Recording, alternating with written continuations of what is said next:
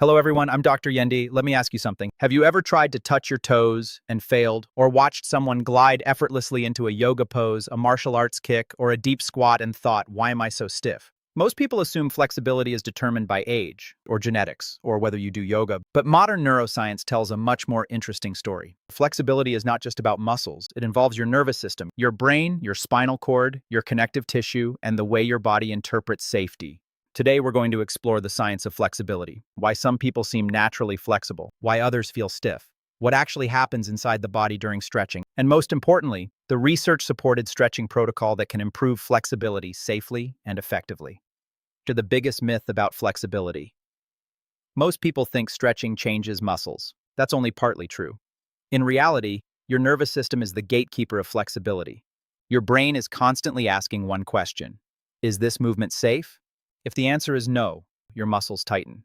If the answer is yes, your body allows greater range of motion. This is why flexibility can change dramatically from one day to the next. Have you ever noticed feeling more flexible after a warm shower, or after a workout, or less flexible when you're stressed? That isn't just your muscles, that's your nervous system adjusting its safety threshold. Your body has built-in brakes. Inside every muscle are tiny sensors called muscle spindles. Their job is simple: prevent excessive stretching, protect you from injury. When a muscle stretches too quickly or too far, these sensors activate. A signal travels to the spinal cord, and the spinal cord immediately tells the muscle to contract. This is your body's built-in protection system. Think of it as an emergency brake. Your nervous system is constantly trying to keep you safe, not necessarily flexible. Safe. Why flexibility is really a brain training process. This is where things get fascinating. When you repeatedly stretch a muscle safely, your nervous system gradually learns. This position is not dangerous. The brain relaxes its protective response. The muscle spindles become less reactive, range of motion increases. Nothing magical happened. You simply retrained the nervous system. That's one reason flexibility can improve faster than muscle structure alone would predict. You're not just stretching tissue, you're teaching your brain. The secret role of the insula deep inside the brain sits in an area called the insula. The insula constantly monitors pain, discomfort, temperature, breathing, body awareness, and movement. It helps determine whether a sensation feels threatening or acceptable. When you stretch calmly, breathe slowly, and remain relaxed, the insula learns that the position is safe. That allows deeper relaxation and greater flexibility over time. In many ways, flexibility is a conversation between the body and the brain. Which type of stretching works best? There are many forms of stretching: dynamic stretching, ballistic stretching, static stretching, PNF stretching. Each has its place. But when researchers looked at long-term flexibility gains, one method consistently stood out: static stretching. Static stretching means move into a stretch, hold the position, stay still. Allow the nervous system to adapt. This simple approach repeatedly outperformed more aggressive methods for improving long-term flexibility. The research-backed protocol.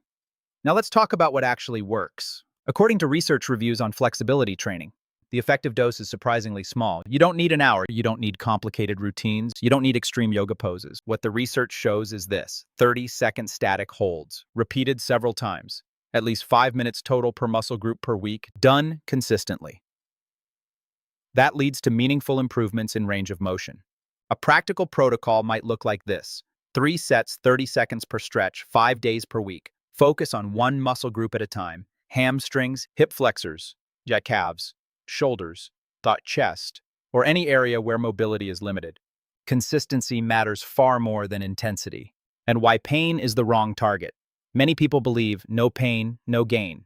But that mindset may actually slow flexibility progress. Research comparing different stretching intensities found something important: low-intensity stretching often works better than aggressive stretching.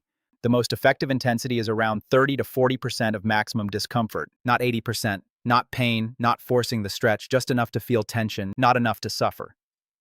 Pain triggers protective responses. Relaxation encourages adaptation. Your nervous system responds better to safety than force. Why warming up matters. Stretching cold muscles is like trying to bend a frozen rubber band. Not ideal. Research suggests flexibility work is most effective when body temperature is slightly elevated. You can do that through walking, cycling, light jogging, mobility exercises. Even 5 to 10 minutes is often enough. Warm tissue stretches more comfortably, the nervous system becomes more receptive, and injury risk goes down. Should you stretch before exercise? This is a common question. The answer depends on your goal. If your goal is performance, heavy static stretching immediately before strength training or sprinting may temporarily reduce power output. That's why many athletes use dynamic stretching before exercise, static stretching after exercise. Dynamic stretching prepares movement. Static stretching improves long-term flexibility. Both have value. What yoga teaches us about flexibility. One of the most interesting findings comes from research on yoga practitioners. Studies show that experienced yoga practitioners often demonstrate greater flexibility, greater pain tolerance, and measurable changes in brain regions involved in body awareness. In particular, the insula appears larger and more developed. That may help explain why experienced practitioners tolerate discomfort more effectively and develop exceptional body awareness. Yoga is not just stretching, it is nervous system training, breath training, attention training, and movement training combined. Flexibility and healthy aging. One of the most overlooked parts of aging is mobility loss. As flexibility declines, balance worsens, movement becomes restricted, falls become more likely, pain increases, independence decreases. But flexibility remains highly trainable throughout life. Whether you are 33, 1, 32, or 90, your nervous system can still learn, your range of motion can improve, your mobility can expand, and your quality of life can improve dramatically. The OXYZEN perspective. At OXYZEN Health Intelligence, flexibility is not about touching your toes. It is about preserving function, maintaining movement, reducing injury risk, supporting longevity, improving recovery, and protecting freedom of movement throughout life. The goal is not becoming a gymnast. The goal is staying capable, strong, resilient, independent, for decades longer. Because the healthiest body is not necessarily the strongest, or the fastest, or even the most flexible. The healthiest body is the one that keeps moving well LAVRKH life. Final thought. If you remember only one thing from today's episode, remember this. Flexibility is not earned through pain, it is earned through consistency. 30 seconds, 3 sets, 5 days per week. Low intensity, relaxed breathing, patient repetition.